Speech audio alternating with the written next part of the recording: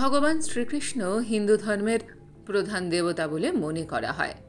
তিনি বিষ্ণুর অষ্টম অবতার এবং নিজের উচ্চকর্মের জন্য সর্বোচ্চ দেবতা হিসাবেও পূজিত হন।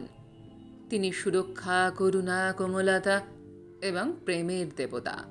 ভগবান শ্রীকৃষ্ণ তার বুদ্ধিমত্তা ও প্রজ্ঞার জন্য বিখ্যাত। ভগবান শ্রীকৃষ্ণ অর্জুন ও পাণ্ডবদের পথ দেখিয়েছেন।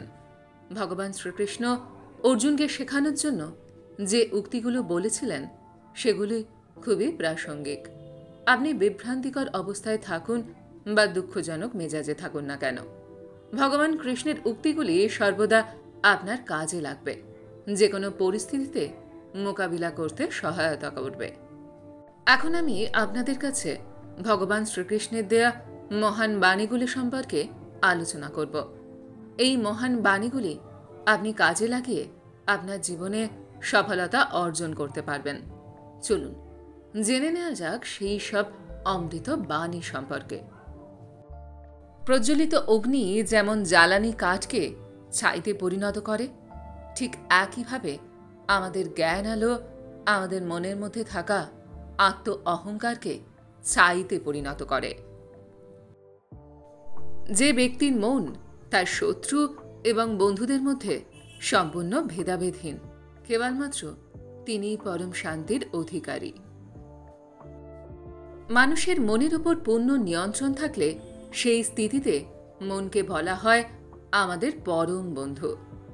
ঠিক এইভাবে মনের উপর যদি নিয়ন্ত্রণ না থাকে তবে সেই স্থিতিতে মন হয়ে ওঠে আমাদের পরম শত্রু। ষড়রিপুর উপর প্রভূত নিয়ন্ত্রণই হল একজন সফল মানুষের প্রধান পরিচয়। অন্ধকারময় সময় হল জীবনের সঠিক আশার আলোর পথ প্রদর্শক। সততার সাথে কর্ম করতে জীবনে বহু বাধা সম্মুখীন হতে হবে। ধৈর্য থাকলে অবশেষে গর্বের সাথে জয় তোমারই হবে। নিজের সাথে সর্বদা অপরের তুলনাই হল মানুষের দুঃখের প্রধান কারণ। নিঃস্বার্থ সেবার মাধ্যমে আপনি সর্বদা ফলপ্রসূ হবেন এবং আপনার সমস্ত আকাঙ্ক্ষার পূর্ণতা পাবে। যা হয়েছে জগতের ভালোর জন্যই হয়েছে, যা হচ্ছে জগতের ভালোর জন্যই হচ্ছে, যা হবে তা জগতের ভালোর জন্যই হবে। একজন জ্ঞানী ব্যক্তির পরিচয় নিজের শত্রুর থেকে ঘৃণার বদলে তাকে ভালোবাসা ফিরিয়ে দেন। যে ব্যক্তির মধ্যে অহংকারের মাত্রা যত বেশি, সেই ব্যক্তির জ্ঞানের পরিধি ততই কম। জীবনে লক্ষ্য স্থির রাখা আবশ্যক, কারণ লক্ষ্যহীন জীবন মানুষকে ভুল পথে চালিত করে। লোভ, ক্রোধ, হিংসা পরম শত্রু, যার উপর নিয়ন্ত্রণ না থাকলে মানুষের মৃত্যু অনিবার্য। ইন্দ্রিয় থেকে প্রাপ্ত আনন্দ প্রথমে অমৃতের মতো মনে হলেও শেষ পর্যন্ত এটি বিষের ন্যায় ক্ষতিকারক হয়ে ওঠে, যা কেবল মানুষের জীবনকে পাপে পরিপূর্ণ করে।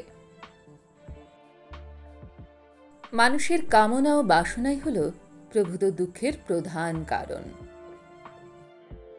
জন্মের সাথেই মানুষের মৃত্যু নির্ধারিত, তাই নিজের কর্ম করো, যা অনিবার্য তার জন্য দুঃখ করো না। জীবন ধারণের জন্য প্রয়োজন কর্ম অবশ্যই সম্পাদন করো, তবে বিনা অহংকারে, বিনা লালসায়, বিনা হিংসায়। কারণ সঠিক কর্ম করা উচিত ভালোবাসা, সহানুভূতি, নম্রতা এবং ভক্তির সাথে। জীবনে কর্ম করে যাও, ফলের আশা করো না। মনের স্থিরতার জন্য শান্তি, ভদ্রতা, নীরবতা, আত্মসংযম এবং পবিত্রতা শিক্ষা গ্রহণ করা আবশ্যক। কেবলমাত্র স্বার্থ ত্যাগই হল আনন্দ ও সন্তুষ্টির একমাত্র সহজ পথ। সময় হল সর্বশক্তিমান, তাই কখনো সময় নষ্ট করো না। জড় বস্তুগত সুখ সর্বদা ক্ষণস্থায়ী। কেবল ঈশ্বরের প্রতি আত্মসমর্পণ এবং ভক্তিই হল অনন্ত সুখের একমাত্র পথ।